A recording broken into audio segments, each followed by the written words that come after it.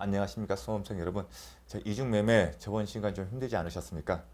자, 기출문제 보게 되면 동일한 지문이 조금씩 변형돼 가면서 반복 출제되기 때문에, 그리고 진출의 빈도수가 그렇게 많지는 않습니다. 그럼에도 불구하고 지금 시간을 많이 할애했는데 이유가 있습니다. 나중에 물권법변 아니면 이제 일선을 마쳤거나 기존에 공부를 하셨던 분은 물권법을 좀 떠올리실 겁니다.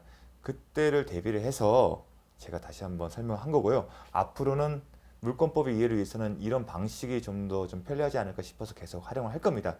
그런 차원에서 제가 계속 강조를 하니까 그렇게 그런 측면에서 이해를 해주셨으면 감사하겠습니다. 일단 A, B, C 이렇게 나눴었습니다. 저번 시간에 A는 보존 등기를 했고요. 그런데 1 매수인은 A였고 그 다음에 제2 매수인은 C였습니다. 그리고 C로 소유권 이전 등기를 했다고 가정을 했을 때 뭐였죠? 원인은 매매였습니다. 원칙적으로 유효하죠. 이중 매매 자체도. 그런데 대법원 판례에 따르면 C가 매도인의 배임 행위에 적극 가담한 경우에는 무효가 된다고 했습니다. 그러면 제가 뭐라고 했습니까? 등기 원인 매매 계약이 무효가 되면 등기 또한 효력이 없다는 겁니다. 법률 행위에서 물권을 취득하려면 등기가 돼야죠. 근데 외형상 등기는 했지만 효력이 없다. 그러면 C는 외형상 소유권자인 것처럼 보이지만 효력이 없기 때문에 소유권 취득하지 못했습니다. 소유권을 취득하지 못하면 전 소유자한테 넘어가겠죠. 그러면 A가 소유자인 겁니다. 그러면 외관상 등기부는 C로 소유자로 돼 있지만 효력이 없기 때문에 실체적으로는 A가 소유자인 겁니다. 자, 그리고 또 하나. 그럼 C가 외관상 C에서 D로 넘어가는 경우가 생길 수가 있습니다. 외관상 C가 소유자로 보이기 때문에. 자, 그런데 등기원인 매매 개혁과 별도로 그 등기된 행위, 요 파트는 물권 행위라고 생각을 하시면 됩니다. 물권 행위는 물권적 합의와 사실상 행위인 등기가 결합된 것을 이해하시면 좀 이해가 편합니다. 제가 그런 측면들을 이게 구분하는데요. 왜 뭐 때문에 그러냐면 기억나십니까? 물권 행위는 어떤 요건이 있었죠? 처분 권한이 있어야만이 유효하다는 겁니다. 즉 A에서 C로 권리가 소유권 넘어가려면 A가 처분 권한이 있어야 한다. 그럼 처분 권한이 무슨 뭐의 내용이죠? 소유권의 내용입니다. 소유자만이 가능하다. 그러니까 처분 권한이 있다는 것은 소유자가 넘겨줘야 한다는 겁니다. 근데 A가 소유자이기 때문에 C가 원칙적으로 넘길 수는 있었는데 원인인 매매계약 무효이기 때문에 등기 효력이 없고 소유권 취득을 못하게 된 겁니다. 그럼 소유자입니까? 소유자가 아니죠. 그렇게 되면 순차적으로 D는 소유자가 아닌 C로부터 넘겨받은 거기 때문에 효력이 없는 겁니다. 이 또한 순차적으로 소유자가 아닌 사람으로부터 등기를 넘겨받은 것 때문에 효력이 없는 겁니다. 제가 구분하는 이유는 물권 행위에 있어서는 처분 권한이 있어야 한다. 처분 권한이 아닌, 즉 소유자가 아닌 사람으로부터 등기가 넘어온 경우라면 효력이 없다는 겁니다. 외관사 등기부에 기재가 돼 있다고 하더라고. 그것 때문에 제가 계속 강조를 드리는 겁니다. 자, 그러면 32의 기출문제 한번 보겠습니다. 자, 1번 반사회적 법률행위에 딱 문제는 딱 이중매매 나와 알려주고 있습니다. 주소를. 그러면 뭐가 나왔을까? 1번 반사회적 법률행위에 해당하는 제2 매매계약에 기초하여 이 매수인으로부터 그 부동산을 매수하여 등기한 선의 3자. 아까 예를 들었죠? 이 매수인 C고 D였죠. D는 매매계약 유효를 주장할 수 있다? 없습니다. 자, 이중매매 주소는 어디입니까? 103조입니다. 103조는 선의 3자 보호한다. 3자 보호 규정이 없습니다. 항상 3자 보호는 선의 3자는 법문에 규정이 되어 있냐 없냐 여부를 살펴보시면 됩니다. 하지만 103조는 그런 규정이 없습니다. 따라서 선이라는 표현이 들어가면 그 자체가 잘못된 겁니다. 그러면 저번 시간에 배운 것처럼 C 이후에 D, E는 비록 외관상 C가 소유자 되었다 하더라도 처분 권한이 없었기 때문에 등기의 효력이 없어서 소유권을 취득하지 못한 겁니다. 그 반사적 효과로서 A가 소유자가 되는 거고요. 자, 이 매수인이 이중 매매 사실을 알았던 사정만으로, 자, 기억나시죠? 이중 매매가 무효가 되려면 알았다는 사정만으로는 안 되고 매도인의 배임 행위에 적극 가담해야만이 무효가 된다. 그 지문과 관련된 겁니다. 사정만으로는 법률 행위에 해당한다고 볼 수 없다. 반사의 질서에 해당되지 않는다. 맞는 지문이네요. 특별한 사정이 없는 먼저 등기한 매수인이 목적 부동산의 소유권을 취득한다. 배웠습니다. 특별한 사정이 없는 한 배웠죠. 먼저 등기한 사람의 제2 매수인 경우에 예외적인 경우가 있죠. 매도인의 배임에 적극 가담하는 게 무효가 되기 때문에 그걸 염두에 둔 표현입니다. 반사회적 법률행위에 해당하는 이중 매매의 경우 아예 딱 정의를 내렸네요. 1. 매수인은 매수인에 대하여 직접 소유권 이전 등기 말소를 청구할 수 없다. 맞는 지문입니다. 이유가 뭐죠? 소유권 이전 등기 말소 청구는 소유자만이 행사할 수 있다. 그런데 1. 매수인은 소유자다? 아니다. 왜냐하면 1. 매매 계약을 체결한 사실은 있지만 등기를 받았습니까? 등기를 해야만이 소유자가 되기 때문이죠. 소유자 등기를 안 받았기 때문에 등기가 넘어온 적이 없기 때문에 소유자가 아닙니다. 그래서 소유권 이전 등기 말소 청구권을 행사할 수 없다는 겁니다. 오히려 1. 매수인 입장에서는 소유자가 된 적이 없기 때문에 등기를 이제 취득해야겠죠. 그 방법을 우리가 모색했던 거고요. 방법은 뭐가 있었죠? A. 매도인이 적극적으로 협력하지 않으면 A가 C를 상대로 행사할 수 있는 권리, 즉 소유권 이전 등기 말소 청구권을 B가 대의 행사하는 겁니다. 자, 5번 부동산 이중 매매 법리는 이중으로 부동산 임대차 계약이 체결되는 게도 적용될 수 있다. 이 지문 살펴봤습니다. 맞는 지문입니다. 넘어가겠습니다. 자, 불공정한 법률 행위 법조문 보겠습니다. 자, 제가 법조문을 기재한 경우에는 법조문을 꼼꼼히 잘 살펴보시길 바라겠습니다. 왜냐하면 이 지문을 가지고 문제를 내는 경우도 많고 이 지문과 관련해서 우리가 학습해야 할 내용도 명확하게 알 수가 있기 때문입니다. 자, 현저하게 공정한 이런 법률 행위 이 의미를 먼저 아셔야 할 겁니다. 현저하게 공정한 이런 법률 행위 이렇게 이해하시면 됩니다. 부동산을 시세보다 현저하게 싸게 사거나 아니면 현저하게 비싸게 산 경우가 현저하게 공정한 이런 법률 행위다. 이런 감을 가지십시오. 그런데 현저하게 싸게 샀다고 해서 현저하게 비싸게 샀다고 해서 그 자체로 무효가 되는 건 아니고요. 어떤 전제가 있습니다. 당사자의 궁박, 경솔, 무경 의무로 현저하게 비싸게 샀다. 그러면 매수인이 문박, 경솔 또는 무경 의무로 인한 것이고 현저하게 싸게 팔았다. 그러면 매도인의 궁박, 경솔, 무경 의무이다. 이렇게 연결이 돼야 합니다. 단순히 현저하게 공정이 이렇다고 해서 무효가 되는 게 아니라 매도인 또는 매수인의 궁박, 경솔, 무경 의무로 그러한 결과가 발생하는 거고 이 문장 자체에는 표현은 없지만 일반 반대에 있는 상대방이 이러한 상태를 이용해야 합니다. 그런데 거기에까지는 더 이상 진도는 나가지 않겠습니다. 그러면 궁박, 경솔, 무경험 이렇게 일단은 구분해서 일단은 하시면 됩니다. 그 이유는 짐작하실 겁니다. 경솔, 무경험 경솔하다. 어떠한 매매 계약을 체결함에 있어서 신중하지 못했다는 얘기고 무경험이다. 자기가 부동산 거래에 대해서 경험이 없었다는 겁니다. 궁박은 뭐냐? 대법원 판례에서 표현을 보게 되면 급박한 공궁입니다. 보통의 경우는 주로 경제적인 공궁, 그러니까 경제적으로 어려운 상황이라는 겁니다.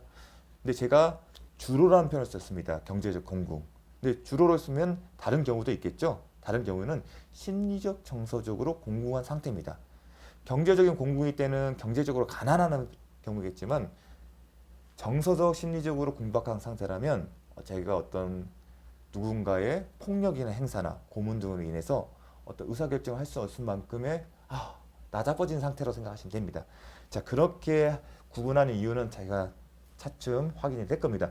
궁박, 경솔, 무경험으로 인해서 현저하게 공정을 법률행위. 공정을 이룬다. 현저하게 싸게 사고 현저하게 비싸게 산다. 이런 경우입니다. 매매를 가정하겠습니다. 매도인, 매수인. 이 현저하게 공정을 이루는 법률행위는 무언가 주고받는 관계를 염두에 둔 겁니다. 그 예가 바로 매매계입니다. 근데 매매가 기본 뭡니까? 매도인은 부동산의 소유권을 넘겨주는 거고 매수인은 소유권을 넘겨주는 대가로 대금을 지급하는 겁니다. 서로 기브 앤 테이크입니다. 그런 상황에서 전제만이 현저하게 공정이 이루는 여부가 평가가 되는 거겠죠. 그래서 적용 범위와 연결되는데 이 지문 때문에 제가 방금 설명드립니다. 무상계약에는 적용되지 않는다. 무상계약은 일방이 무언가를 주는 겁니다. 무상계약 그냥 대표적으로 무상계약의 반대는 유상계약입니다. 유상은 대표적인 게 매매라고 생각하시면 됩니다. 소유권을 넘겨주고 대금을 준다. 무상의 대표적인 얘기가 증여입니다. 여러분 증여 쉽죠? 아버지가 자식에게 본인의 부동산 아파트를 넘겨준 거. 수증자인 아들은 대가를 지급하지 않지 않습니까? 그래서 무상계약하면 증여를 생각하십니다. 근데 무상계약의 기브 앤 테이크입니까? 그렇지 않습니다. 일방이 일방만이 어떤 의무를 부담하고 주는 겁니다. 기브앤테크가 아닙니다.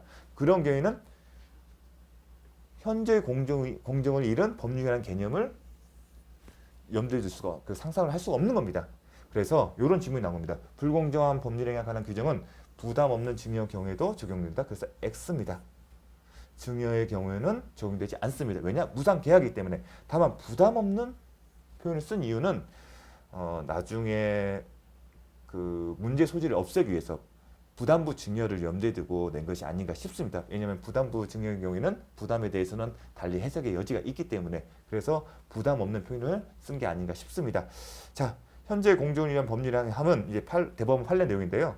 자기의 급부에 비하여 현저하게 균형을 잃은 반대급부, 서로 기브앤테크, 급부, 반대급부, 급부와 반대급부 개념이 나오면 유상계약이거든요.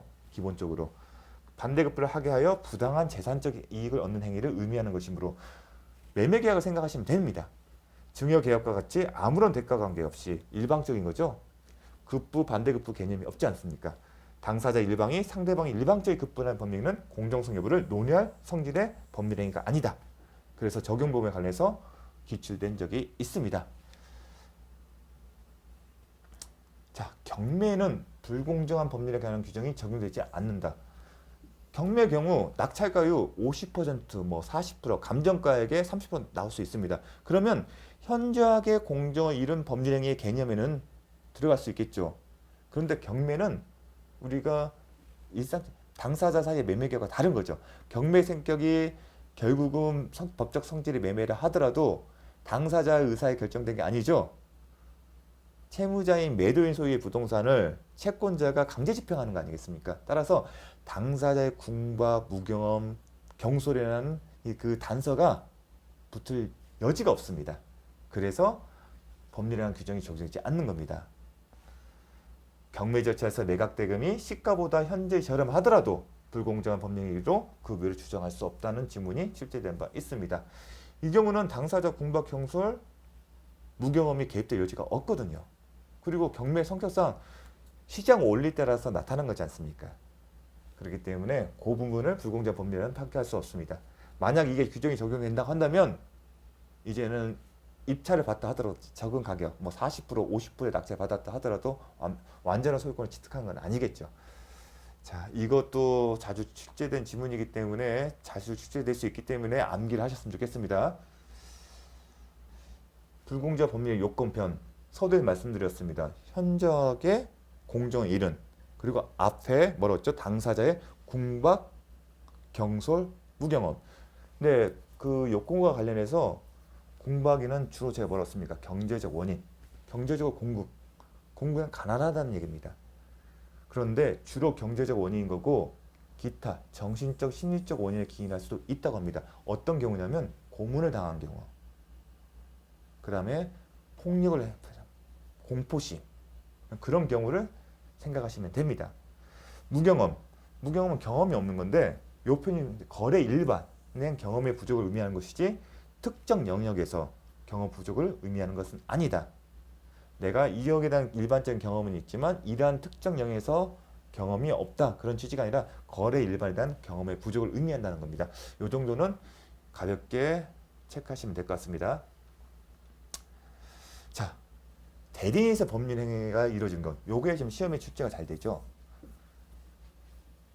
뭐 매도인, 매수인이 있는데 당사자가 종전까지는 당사자가 특히 매도인이 뭐 거래를 했을 때, 매수인이 거래했을 때 의사 표시를 했을 때 문제가 됐는데 대리인, 뭐 매도인 측이나 매수인 측의 대리인이 있을 때 불공정한 법률 행위가 이루어졌고 불공정한 법률 행위가 문제가 됐을 때 당사자의 궁박, 무경험, 경솔은 누굴 기준으로 해서 판단하는 건 문제가 있습니다. 현저하게 공정을 잃은 부분은 이제 판단할 수 있어요. 당사자가 법률행위를 직접 한 경우와 똑같이. 그런데 제가 앞에 뭐가 붙는다고 했었죠. 당사자의 궁박, 무경험, 경솔. 근데 당사자 본인들 했으면 본인들을 기준으로 하면 될 겁니다. 근데 대리인 했을 때는 어떻게 하냐? 대리행위가 되면 나중에 116조를 배울 겁니다. 의사표시, 흠결, 사기, 강박, 어떠한 사정을 알았거나 과실로 알지 못하면서 영향을 미친 경우에는 대리인을 기준으로 하는 게 원칙입니다. 따라서 경솔 무경험은 대리인을 기준하는 겁니다. 경솔하다 어떤 행위를 하는 거, 행위를 전제로 하는 거 아니겠습니까?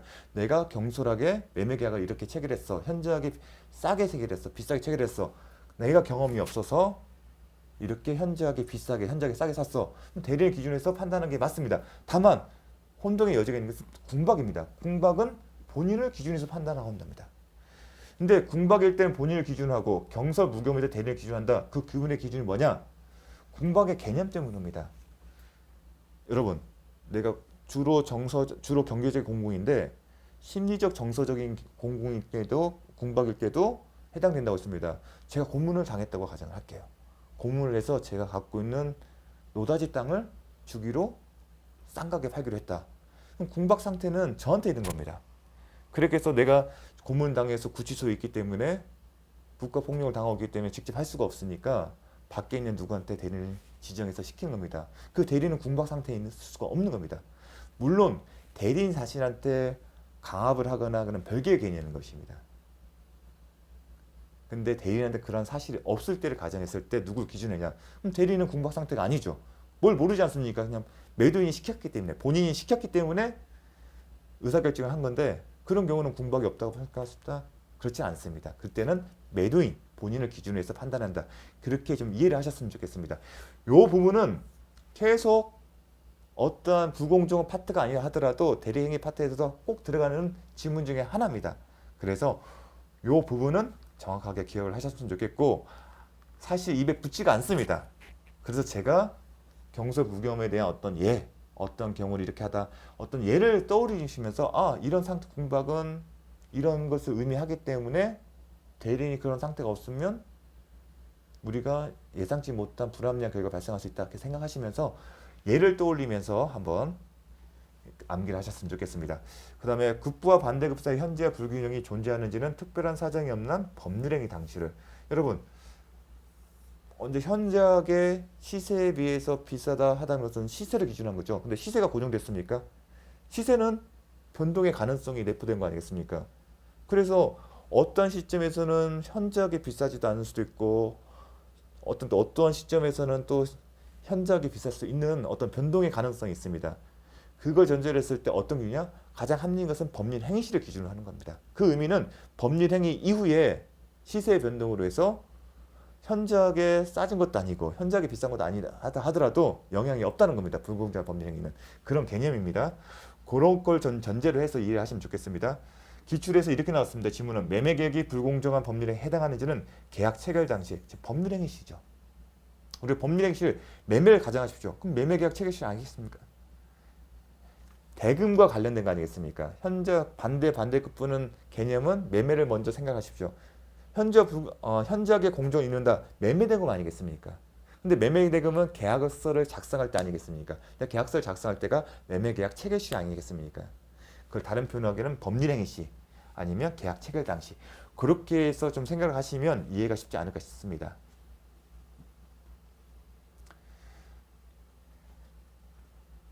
자, 그리고 대법원 판례 지문인데 급부와 반대급부의 현재와 불균형을 판단함에 있어서는 피해 당사자의 궁박, 경솔, 무경험의 정도가 아울러 고려되었고요. 여기까지는 그냥 그런가 보십시오. 다음 예습. 당사자의 주관적 가치가 아닌 거래상의 객관적 가치가여야 한다. 이 지문이 출제되었습니다. 주관적 가치가 아닌 거래의 객관적 가치에 의하여 한다. 좀 이해하기 힘들겠지만 제가 계속 예를 들지 않습니까?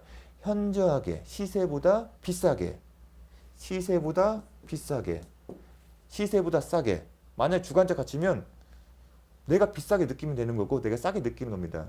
객관적인 게 아니지 않습니까? 내 마음대로 한다는 겁니다. 그런데 그런 내 마음대로 기준으로 해서 불공정의 여부를 판단할 수 없지 않겠습니까? 그래서 제가 시세는 객관적 아니겠습니까? 검증되는 거 아니겠습니까? 아파트 같으면 KB 시세를 보지 않습니까? 시세? 객관적 가치로 판단한다. 그렇게 이해를 하시면 됩니다.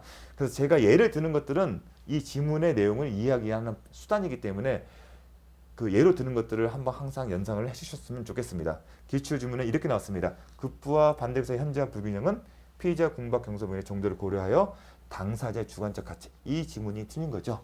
주관적 가치가 아니라 객관적 가치. 시세를 떠올리는 겁니다. 시세는 객관적인 거 아니겠습니까? 자, 불공정한 법률행위의 효과로서 무효행위 전환의 규정은 불공정한 법률행위에 적용될 수 있다. 이거는 암기입니다. 요 지문은 암기를 하셔야 정확하게 기억할 수가 있습니다. 어떤 경우냐면 매매계약이 자 일례로 매매계약이 매매대금의 가도로 말미암아 불공정한 법률행위에 해당하지만 제가 계속 매매계약을 예로 들고 있지 않습니까? 불공정 법률 시세보다 비싸게 현재 비싸게 시세보다 현저하게 싸게 그 매매대금을 적정한 감액으로 감액하여 매매계약 유혹을 인정한 사례다. 이게 대법원의 판례 내용, 그러니까 무효행위 전환에 관한 규정이 적용된다는 판례 내용을 축약한 겁니다. 이렇게 하게 되면 이해가 어려울 겁니다. 일단 무효행위 전환한 규정, 무효행위 전환이 무슨 개념인지를 아셔야 할 거예요. 어떠한 법률 행위를 했어요. 매매로서. 그리고 불공정한 행위는 매매대금과 관련되겠죠. 매매대금과 관련해서 무효가 됐어요. 아, 매매대금이 현저하게 비싸서 아니면 현저하게 싸서. 그런데 가만히 들여보니까 가정적인 겁니다. 당사자의 지금까지 드러난 사정을 봤을 때 이 매매대금을 요만큼으로 하는 것에 대해서는 계약을 체결했을 것으로 보이고 이 계약은 현저하게 비싸거나 현저하게 싸지 않다는 평가를 할 수 있다면 당사자의 의사를 고려해서 비록 이 무효인은 요만큼에 대해서는 매매계약 체결에서 가정하고 유효하게 본다는 겁니다. 요것도 이해하기 힘든데 이 케이스가 어떤 경우냐면 재건축과 관련된 거였어요. 그리고 재건축 부지가 있는데 알박기를 한 거예요. 이제 감이 오시죠? 최근에 일련의 사건들도 있었고요. 재건축 조합에서는 요것만 해결하게 되면 사업을 진행할 수 있어요. 근데 요게 해결이 되지 않았어요. 알박기니까 어떤 걸 요구하는지 알겠죠? 시세보다 많은 돈을 요구하겠죠. 그래서 부득이하게 건축조합은 사업을 더 이상 지연시킬 수 없어서 계약을 체결했어요. 근데 현저하게 비싸게 산 겁니다. 그럼 현저하게 비싸게 샀고 당사자의 궁박 상태로 본 겁니다. 무경험, 당연히 경험이 있겠죠. 경솔하지 않았어요. 어쩔 수 없었던 겁니다. 재건축, 이것 때문에 재건축 사업을 진행하지 못하면 더 큰 손실이 발생할 수밖에 없기 때문에. 그래서 경제적 원인에서 공급 상태, 가난한 상태는 하지만 어쩔 수 없는 상태인 거죠.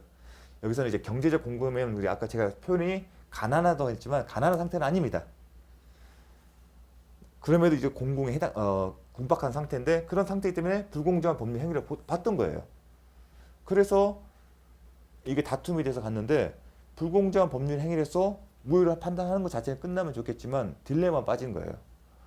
불공정한 법률에서 무효가 됐어요. 그러면 매매계약 자체가 없던 거 되죠. 그럼 다시 매매계약을 진행을 해서 사업을 진행하는 여부를 판단합니다.